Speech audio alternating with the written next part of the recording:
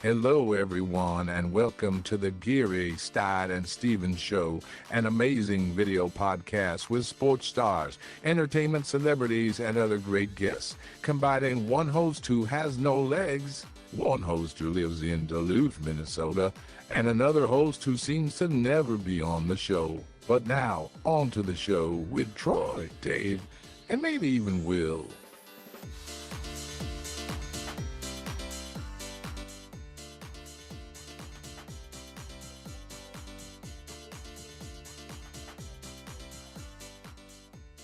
Show. Of course, I am Dave Stevens, and it is great to be here, coming to you from the home offices here in Bristol, Connecticut. And of course, I'm joined, as always, by my co-host in the middle of the West Coast, and that would be Troy Geary, joining me from Duluth, Minnesota. Troy and I are getting ready, eagerly awaiting us hitting ready to head to Super Bowl 58. And Troy, you've got everything packed. You ready to head there? Oh, I'm ready for Vegas. 10 days or so we're looking at. Well, before we get to all the fun in the sun, we're going to have a guest on who has actually been in a Super Bowl. He was, in fact, a running back in the days where the Patriots weren't the Patriots now, but this guy is a legend in the college football world. Played college football at SMU, played in the USFL, played in the NFL. And I just am so excited to have Craig James joining us tonight. We're going to talk football, sport, all kinds of things. Craig, thanks for joining us. Hey, man, thank you guys for having me. Now, I played in that Super Bowl, but playing might be, kind of stretching the truth. We got walloped.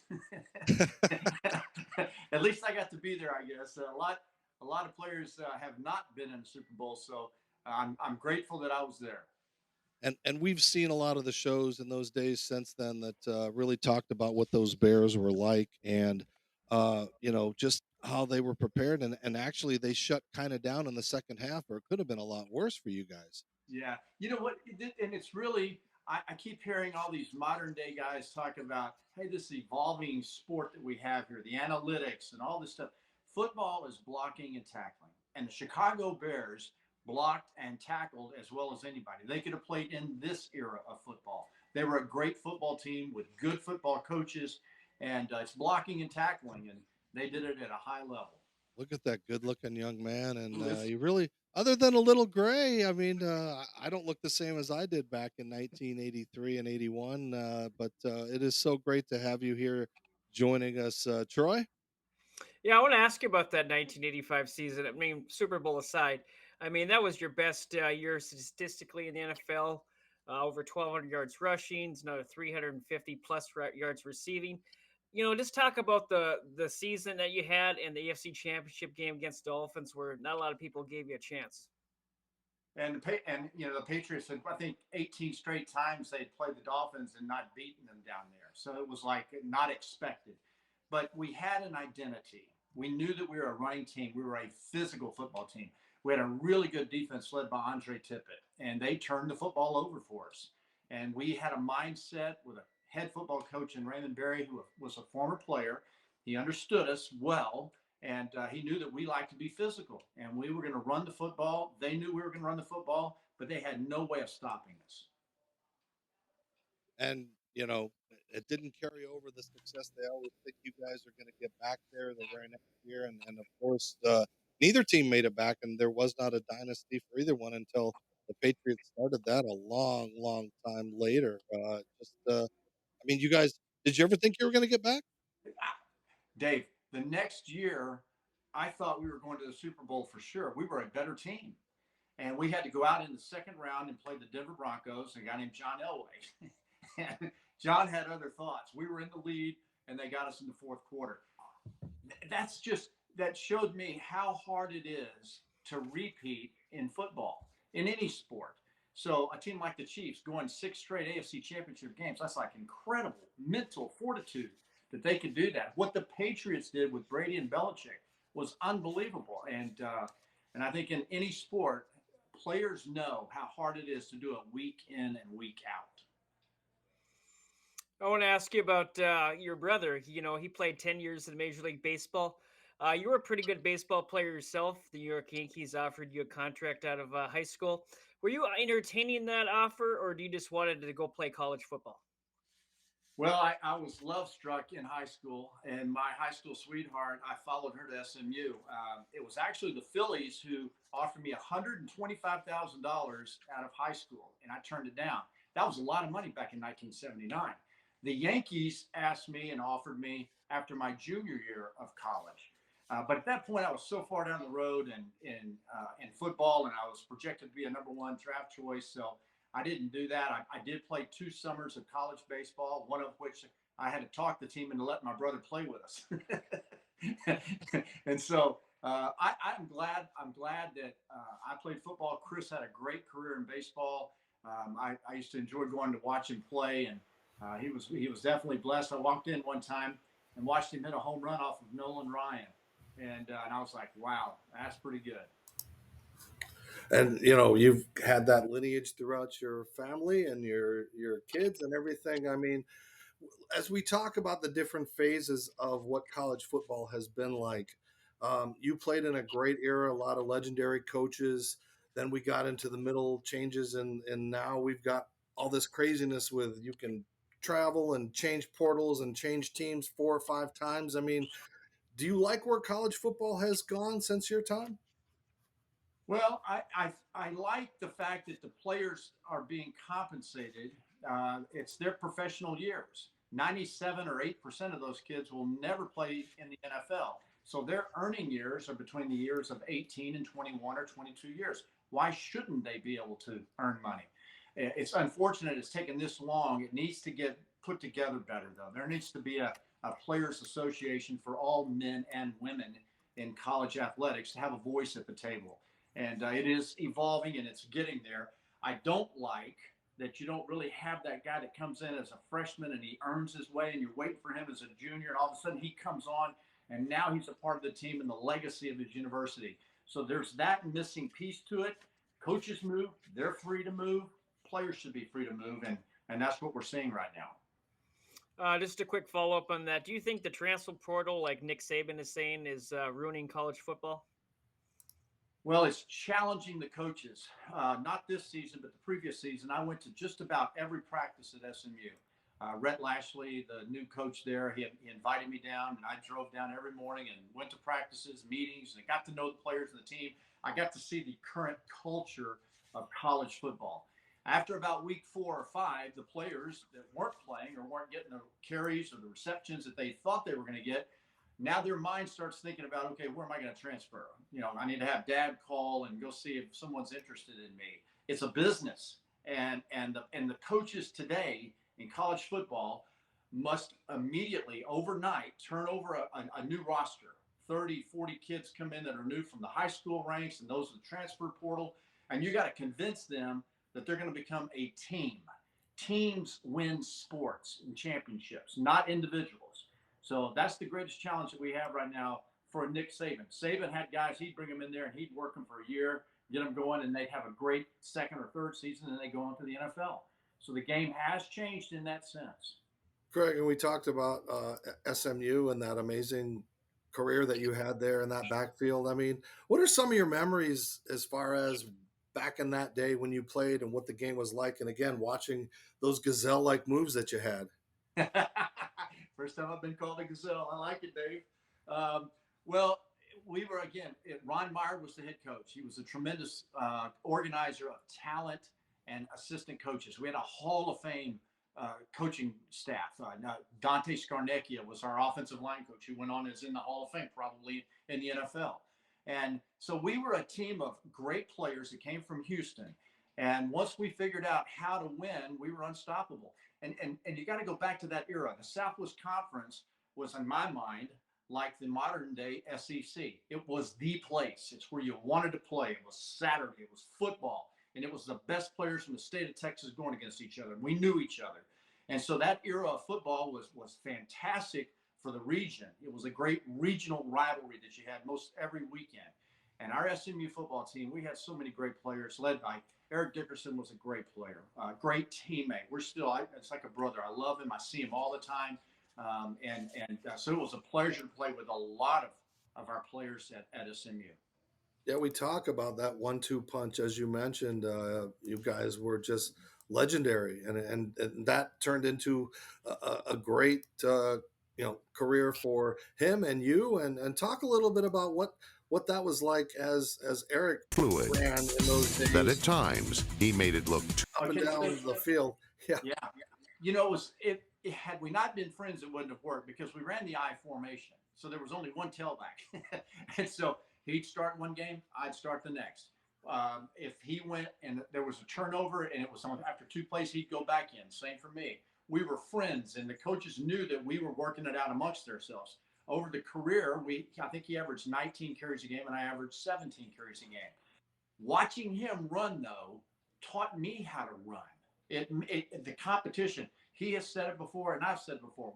I think Eric said one time, we keep each other on our toes.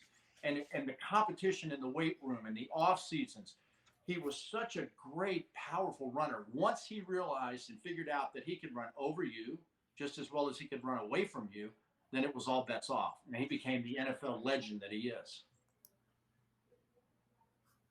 Troy? Yeah, I was going to ask you about, I want you to take you back to 1980. I know there's that guy again, Jim McMahon, in the Holiday Bowl, also known as the Miracle Bowl for our viewers. Just take you back to that day. You had a career day as well as in that game. Minus the ending, what do you most remember about that game and your performance? Well, I'm gonna borrow my this trophy that's behind me. This is the Holiday Bowl MVP trophy, and I remember after the game, it was a blur. You know, they said, "Hey, you were the game's MVP," and I was like, "Oh, well, big whip-de-doo." You know, I'd give this back if we could take that victory. And Jim McMahon, those guys were great players. They had a team full of really good football players. And it was like, you know, they scored 21 points in the last like 2.5 minutes or something. And just a surreal experience. And it's one of those games now that I've gotten beyond it. I'm glad that I was a part of a historic college football bowl game. And my dad called me years later and he said, "Hey, son, you watching the Holiday Bowl?" I said, "No, Dad, why?" And he goes, "Well, there's some dude running the football about to break your record." Is it this guy named Barry Sanders? I said, "Okay, Dad." Thanks for the update. And then to pour salt on the wound, you face him in the Super Bowl years later, and he kind of does another thing, a record-setting Super Bowl performance. Yeah. Do you see him at golf tournaments and, you know, try to run him over with a golf cart or anything like that? You know what? Nowadays, it's like, you know, when we see each other, it's like we're all glad that we remember who we are. All right. Craig James joining us. We're going to continue to talk all kinds of stuff. We're going to delve into, this man is so amazing. He's done things. We're going to talk about his broadcasting career, his run at politics, all those kind of things. You're watching Geary, Stein, and Stevens. Don't go away.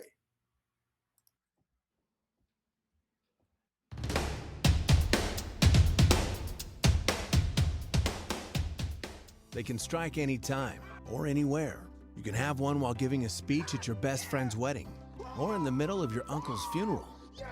It's called a wingasm, and it occurs when you bet and win with MyBookie. And this football season, enjoy more wingasms than ever with new features like early cash out. So you can pull out and enjoy an early wingasm, then bet those funds immediately. Tired of waiting all day for your money? We've increased the speed of bet settlement. And with enhanced game lines and live betting and streaming, you can bet right up until kickoff, then place more bets during the game. Oh, and what would a new season be without our $100,000 Survivor contest? And a super contest with a cash pot of $250,000. Have more wingasms, more often with MyBookie.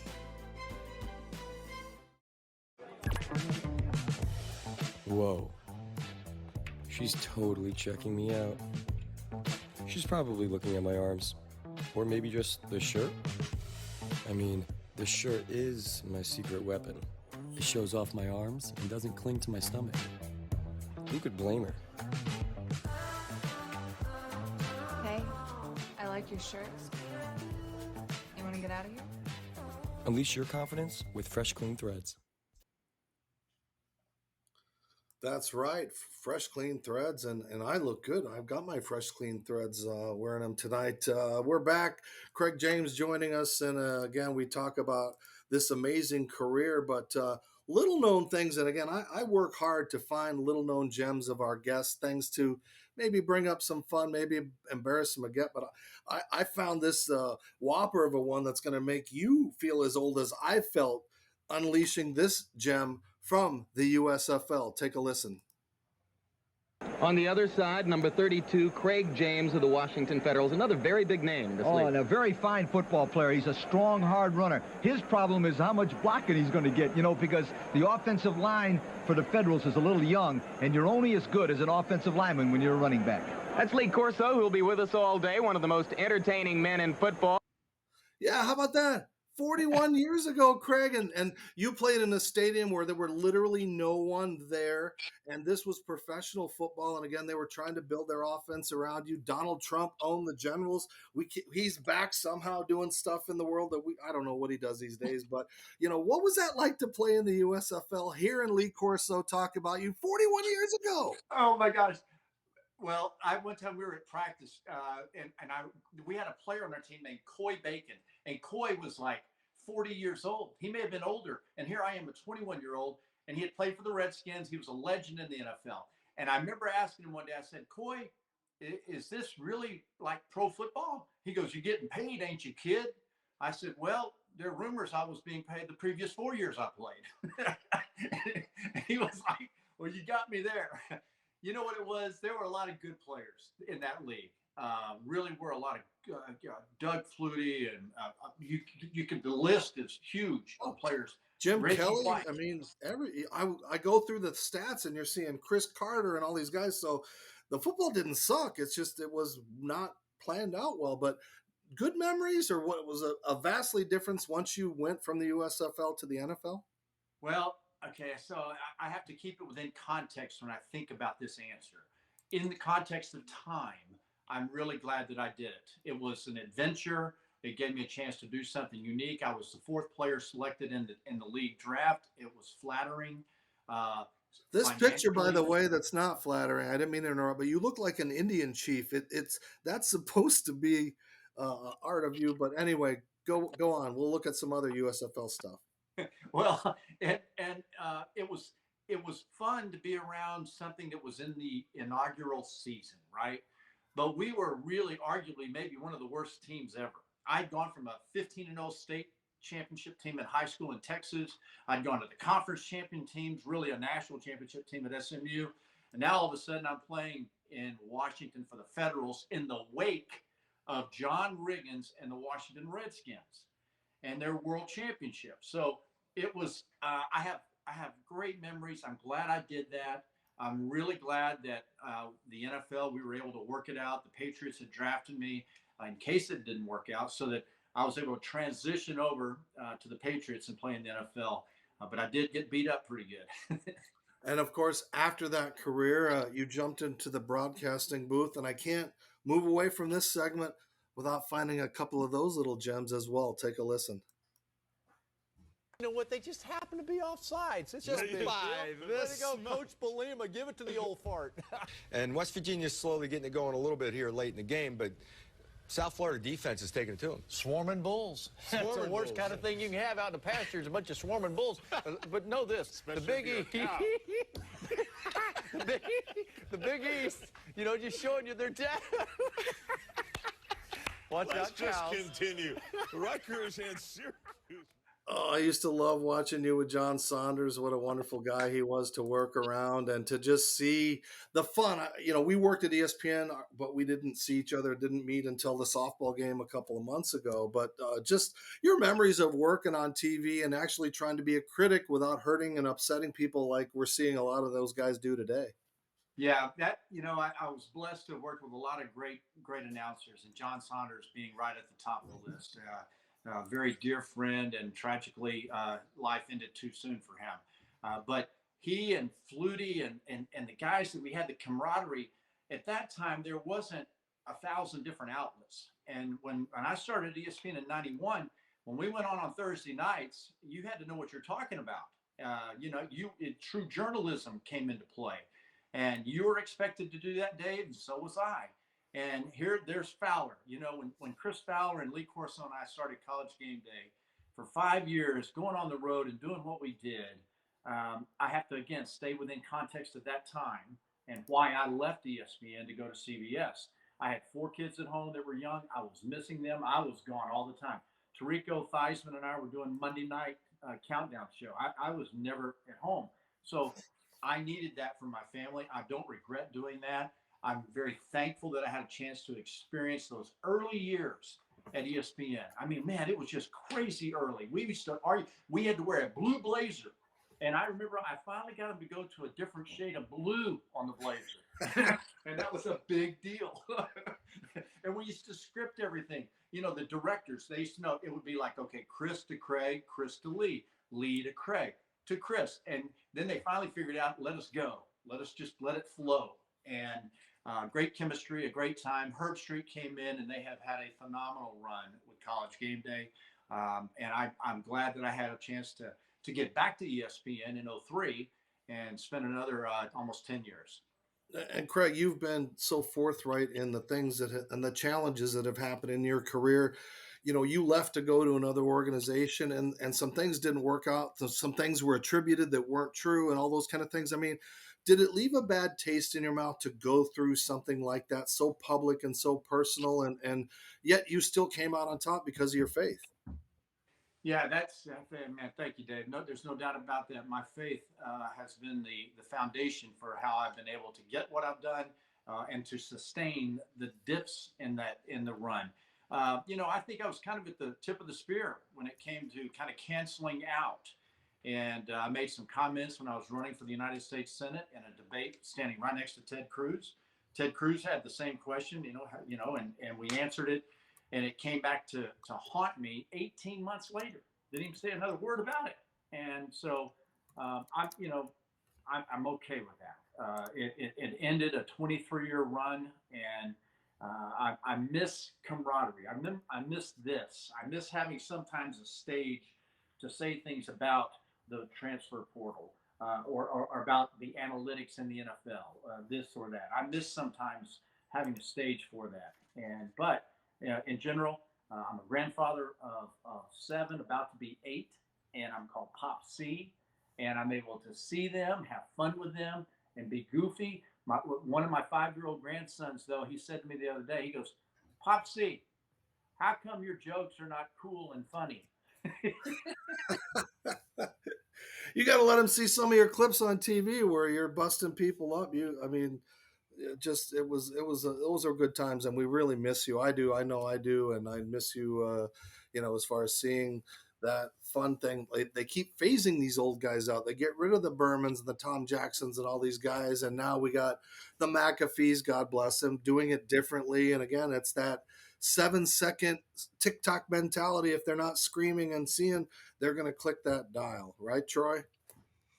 Yeah, there's way too much of that these days. I mean, I was talking to Dave earlier before the show, and you're working with a guy like Mike Patrick, just a legend, on Sunday Night Football, and you did college football with him, and just all those old school guys that we miss. Man, a guy like Mike Patrick, what a stud, what a great announcer. I was blessed to work with Jim Nantz, one of the all-time greats. Did work with Boomer. And in that era, it was a different thing. That you were expected to have a professionalism about you. We had fun. We cut up. But we weren't over the top. When I was at CBS, we were on site, and it was Nance and Ditka and Randy Cross, Jerry Glanville, and I were about to announce doing the studio stuff at the site for the AFC Championship game. And Sean McManus, the president, he walks over and he says, "I want to remind you guys, don't get goofy, because we have a lot of different viewers that are coming in watching today for the first time all season." And so, I'm glad I got to announce when we did. It was broadcasting, and you had a camaraderie, and you went on the road, and on Thursday night you did your deal, and you went out and had a beer or had dinner afterwards. You went into the next game, and there was just a fellowship that I don't think that they have today.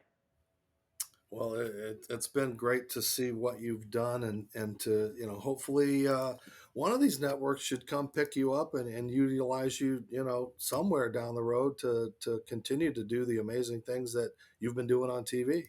Well, that's nice of you. I'm sure they know how to get a hold of me, but I don't. It'd take a lot of prying to get me back. Well, we'll put out all your social media stuff afterwards. Stay with us. You're watching Geary, Stein, and Stevens. We're going to pay bills one more time. Come back and put a pretty bow on this with the amazing Craig James. Thanks, Craig. We'll see you in a second.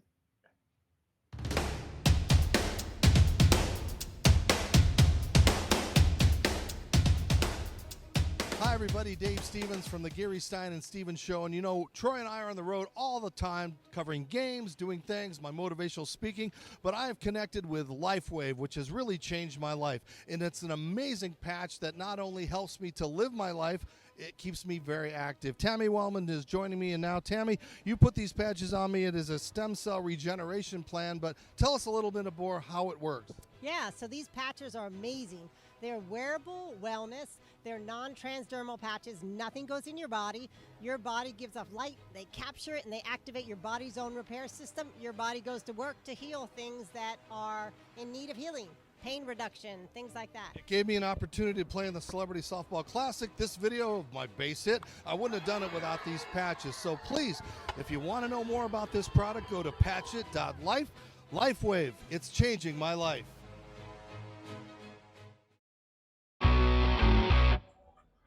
Hi, everybody. Dave Stevens here for the Geary, Stein, and Stevens Show from Tropicana Field, home of the Tampa Rays. And you know what? Not everybody can be a Major League Baseball player, but you can look like $1 million. What's the best way to do that? Well, go to freshcleanthreads.com. Don't believe me?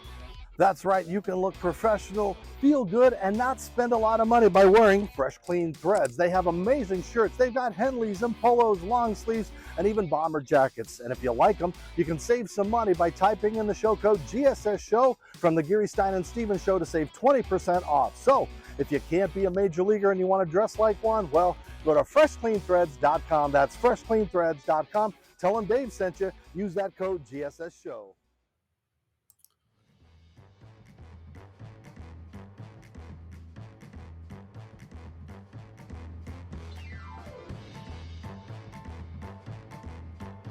That's right. Troy, we've got a new sponsor that is a part of our group. It is mybookie.ag. And again, you go to the website, you can learn and play and parlay and do all the kind of things. And plus, if you sign up and type in the GSS show code, you get 50% off. They'll match on top of that up to $1,000, 50%. Troy, this thing's amazing. I mean, people can make a lot of money on this. Yeah, and with the Super Bowl coming up, all these different prop bets. I mean, you can bet on the national anthem, how long it is, to who scores first. So plenty of opportunities to win some money. That's right. It's mybookie.ag. And again, I know a lot of people, my sons, they're making some money too. So I wish they'd start kicking back since we turned them on to it. But mybookie.ag. And since we're going to be in Vegas, well, a lot of people are going to be putting a lot of money on this game. So go to mybookie.ag, type in GSS show code, start winning that money. Right, Troy? Oh, yeah. That's Vegas, capital of the world. So, yeah, there's going to be a lot of betting, a lot of stuff going on. It is so weird. And as we get into our third segment with Craig James, and I'll just go right off the top, did you ever think we would see a time where we would see gambling just be on everything? ESPN now has a site. Like, the world has changed. 1991, 92, we started the Thursday night weekend kickoff show, Corso and Fowler and I, and they wanted us to start talking about betting, but we had to do it this way. I really like the Hurricanes to beat Clemson big, okay? We couldn't say at that time, but, punt the points or take the points. So we started that process because people were tuning in on Thursday nights. There wasn't the internet and all this stuff going on. So yeah, now it's Katie bar the door, genie's out the bottle. And speaking about a genie, if you could go back into time and you went through the process of yourself recruiting in college, and then you had the process with your son and everything he went through, and with the recent passing of his former coach. I'm just kind of wondering, is there any update, and just kind of let everybody, I love to let people tell their own story. There's so many accusations and things that weren't said and falsehoods. Can you just give us an update on what happened and where we stand today? Yeah, you know what? That was a tough season of life for our family. Tough for everyone involved in that. And I will say this: Adam says Mike was a really good coach, and he had a bad moment. And unfortunately, we were a part of something that was bigger than us. And right now, I can say this. Here's the update that I would say about it, Dave. Adam did stay at Tech. He graduated from Texas Tech. He played his junior year, and then he played his senior year. He played 2 more years of football there, and his senior year was one of the leaders, if not a captain, and he was an all Big 12 receiver. He loves Texas Tech. His wife's from Tech. He has 3 kids. They all are Red Raiders. Adam pulls for them, watches them, and whether it's basketball, baseball, whatever it is, he's a Red Raider. And he endured. And I think, there are a lot of folks that just don't know. There was so much written and so much said that was false that people have made their mind up about how they feel about what happened. And it was unfortunate for everyone. And I'm glad it's in our rearview mirror. Well, Craig, as I said, we are all over the place tonight. And another part. Thank you for tuning in to the Geary, Stein, and Stevens Show. Follow us on social media. Watch us on yourhometv.com, or now we're on Roku. Download it and watch us. And thanks for tuning in. Until next time, America.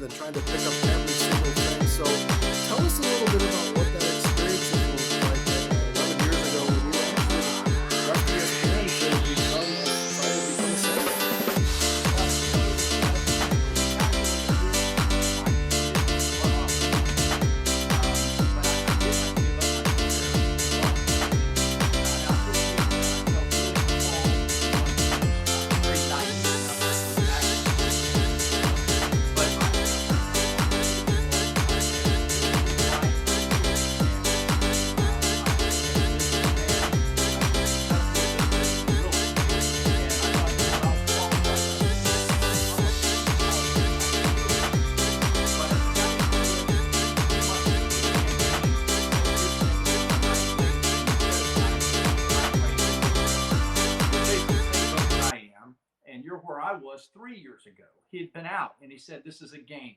You have to play the game. You have to work the system. And that was what I was against. I was like, why? I don't want to work the system. The system's not good for us, Republicans or Democrats. And so I'm glad I did it.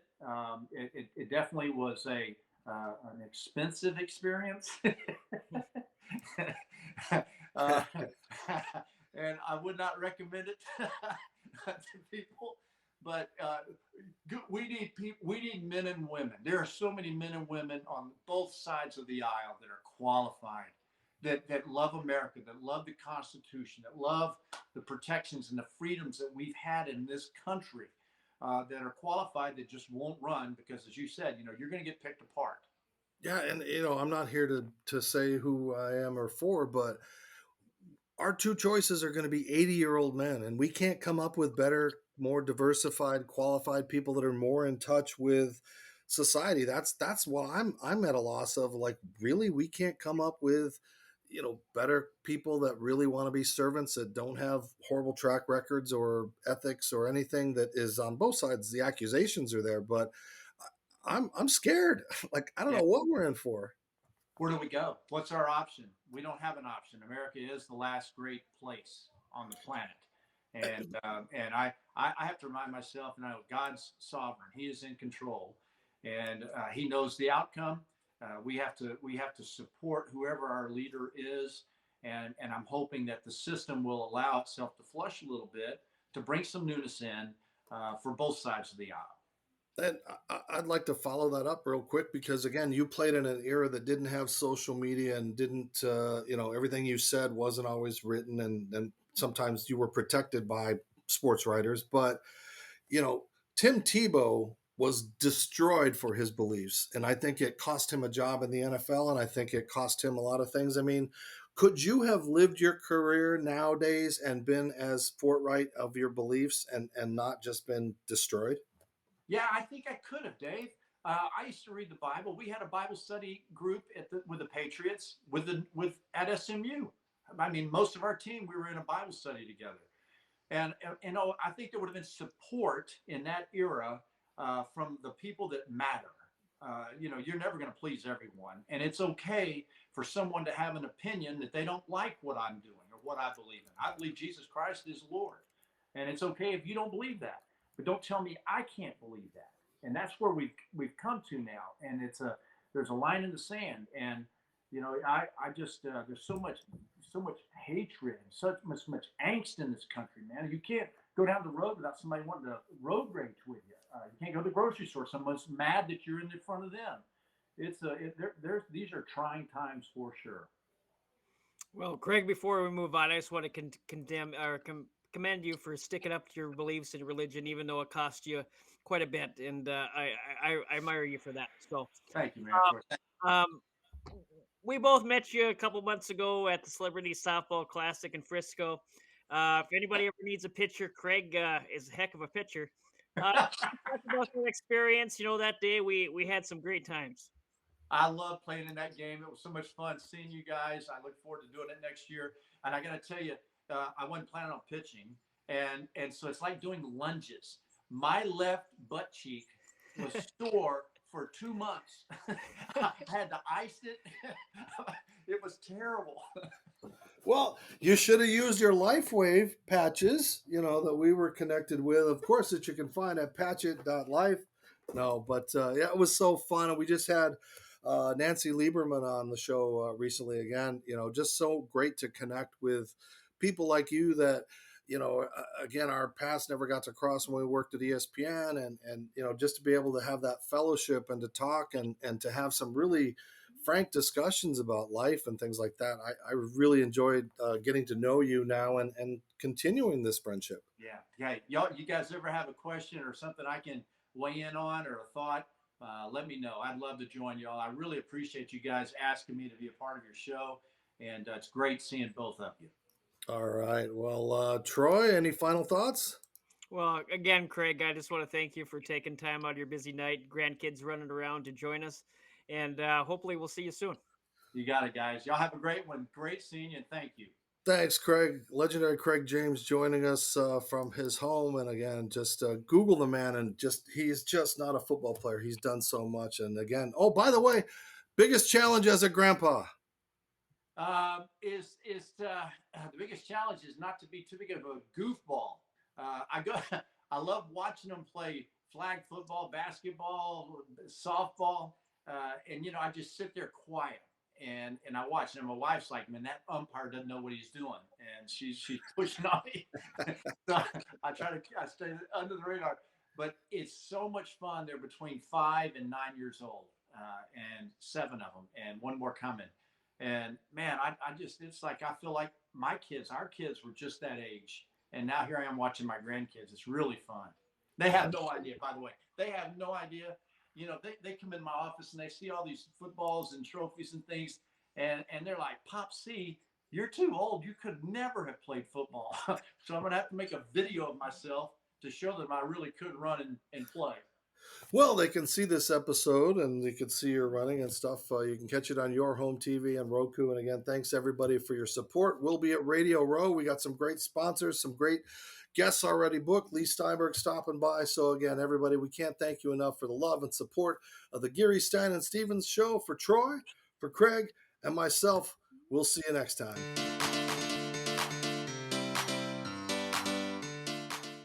Thank you for tuning in to the Geary, Stein Stevens Show. Follow us on social media. Watch us on yourhometv.com, or now we're on Roku.